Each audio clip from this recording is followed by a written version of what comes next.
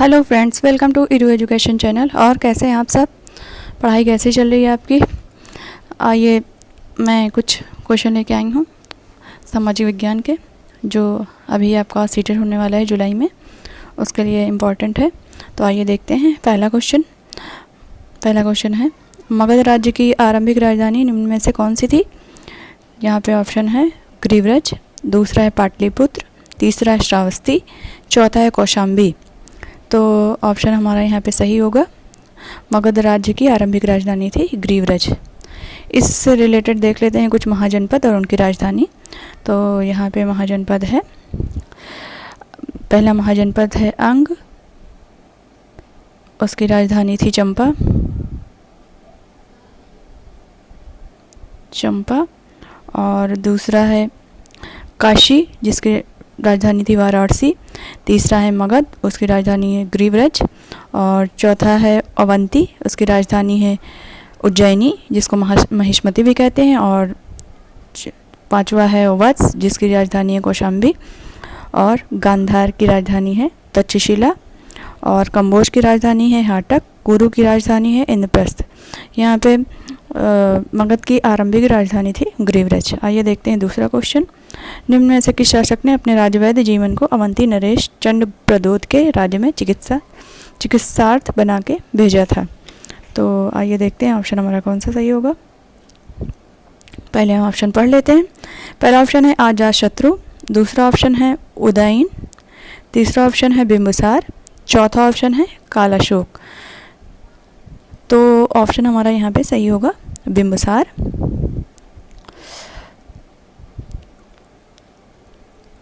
जीवा को अवंती नरेश चंड प्रदोत के राज्य में चिकित्सार्थ बना के भेजा था बिंबिसार को। आइए देखते हैं अगला क्वेश्चन। निम्न कथनों पर विचार कीजिए कि 2500 से 3000 वर्ष पहले कुछ जगहों पर जन द्वारा शासक चुना जाता था। दूसरा है अश्वमेध यज्ञ राज्य विस्तार से जुड़ा एक यज्ञ था। यहाँ पे ऑप्शन कौन सा सही होगा देख देते हैं। क्या है? 1, 2 यानी कि केवल बी, ए और बी दोनों, ना तो ए और ना ही बी। तो यहाँ ऑप्शन हमारा सही होगा 3, ए और बी दोनों। यहाँ पे दोनों कथन सत्य हैं। आइए देखते हैं अगला। निम्न कथनों में से कौन से कथन असत्य हैं? अश्वमेध यज्ञ में राजा की स्थिति महत्वपूर्ण होती थी। अश्वमेध यज्ञ में राजाओं की स्थिति अश्वमेध यज्ञ में अन्य राजाओं की स्थिति दर्शक की भांति होती थी। और अश्वमेध यज्ञ में राजा पुरोहित राजा की विजय की कामना करता था। उपरोक्त में से कोई नहीं। तो ऑप्शन यहाँ पे हमारा सही होगा, उपरोक्त में से कोई नहीं। यहाँ पे कोई भी कथन असत्य नहीं है, यहाँ पे सारे कथन सत्य हैं।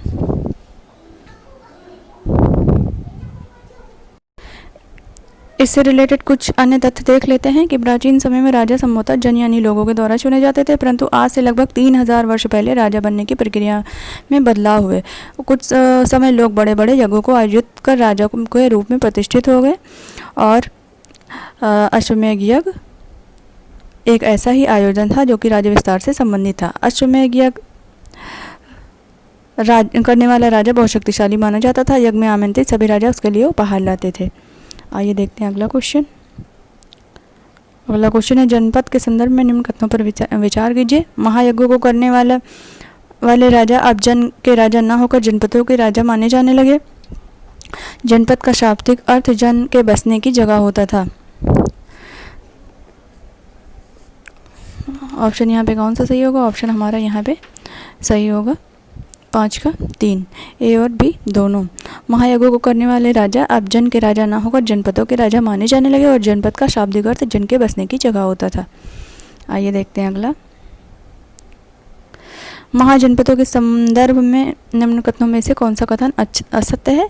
2500 वर्ष पहले कुछ जनपद अधिक महत्वपूर्ण हो गए, इन्हें महाजनपद कहा जाने लगा। राजा अब सेना रखने लगे थे, सिपाहियों को नियमित वेतन देकर पूरे वर्ष रखा जाता था।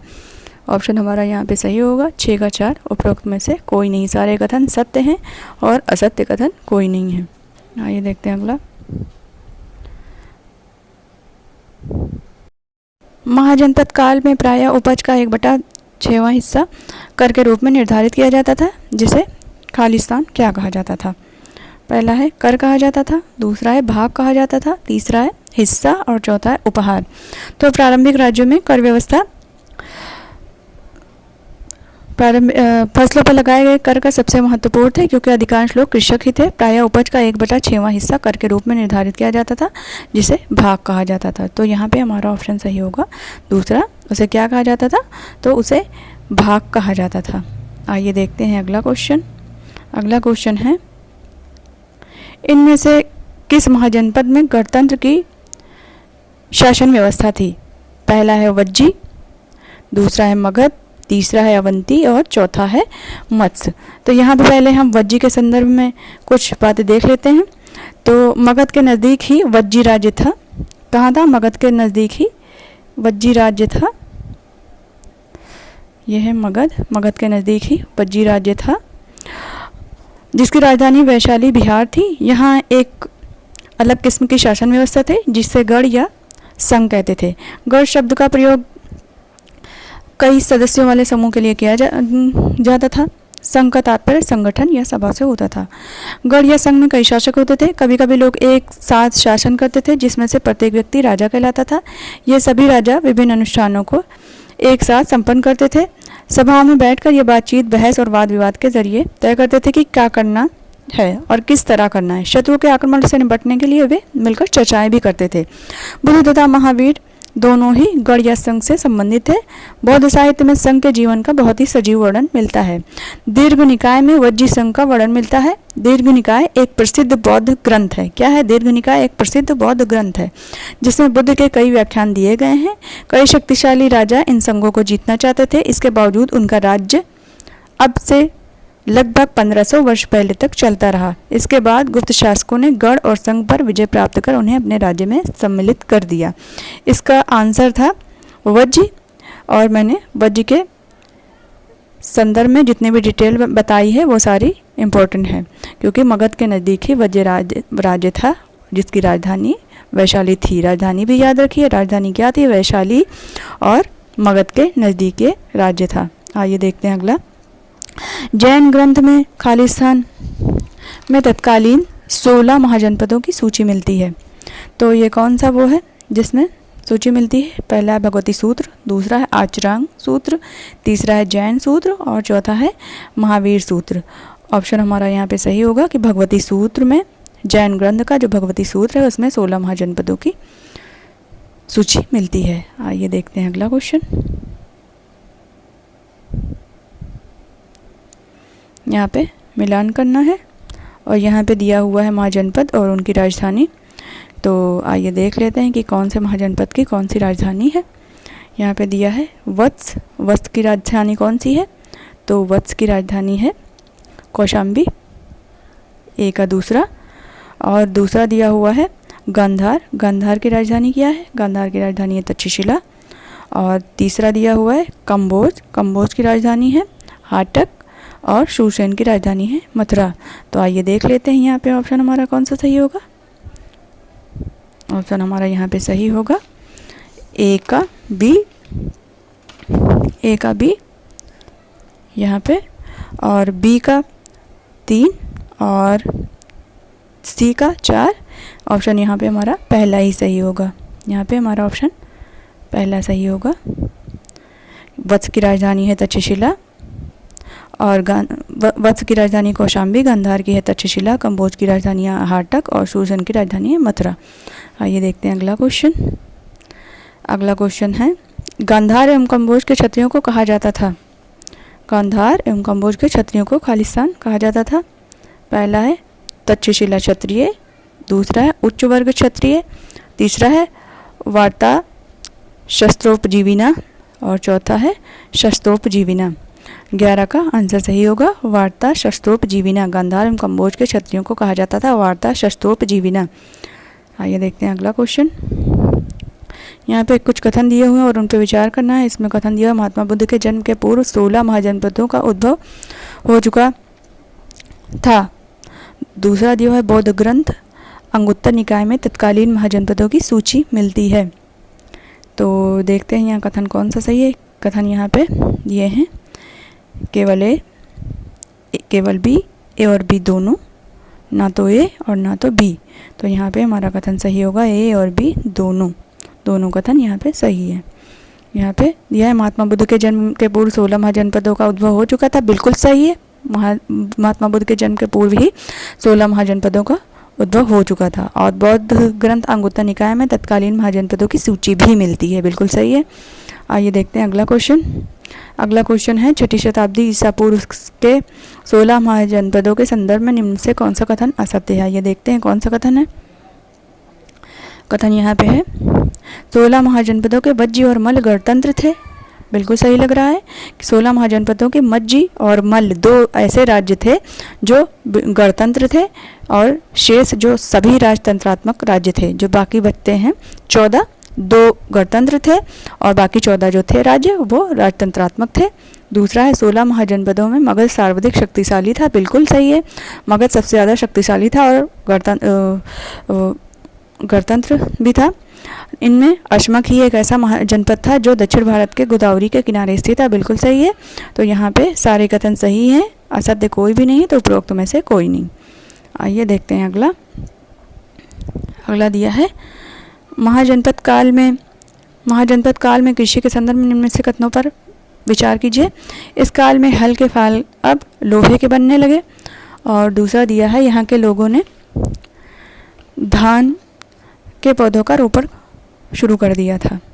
आइए देखते हैं क्या दिया है। उपरोक्त कथनों में से कौन से कथन असत्य हैं। केवल ए, केवल बी, ए और बी दोनों।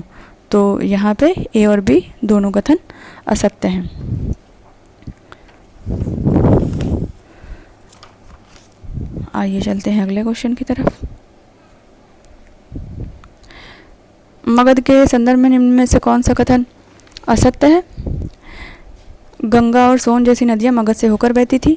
दूसरा है मगध में 2 बहुत ही शक्तिशाली शासक बिंबिसार और अजातशत्रु थे। और बिहार में राजगृह आधुनिक राजगीर कई सालों तक मगध की राजधानी कर रही थी। तो यहाँ पे तीनों कथन सही हैं, असत्य कोई भी नहीं है, इसलिए हो जाएगा हमारा ऑप्शन 4 उपरोक्त में से कोई नहीं। गंगा और सोन जैसी नदियाँ मगध से होकर ही बहती थी। मगध में 2 बहुत ही शक्तिशाली शासक बिंबिसार और अजातशत्रु थे। बिहार में राजगृह आधुनिक राजगीर कई सालों तक मगध की राजधानी रही थी। आइए देखते हैं अगला क्वेश्चन।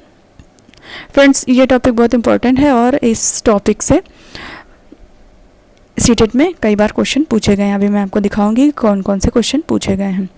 वज्जी राज्य के संबंध में निम्नलिखित में से कौन से कथन दिए गए अनुच्छेद के आधार पर गलत है।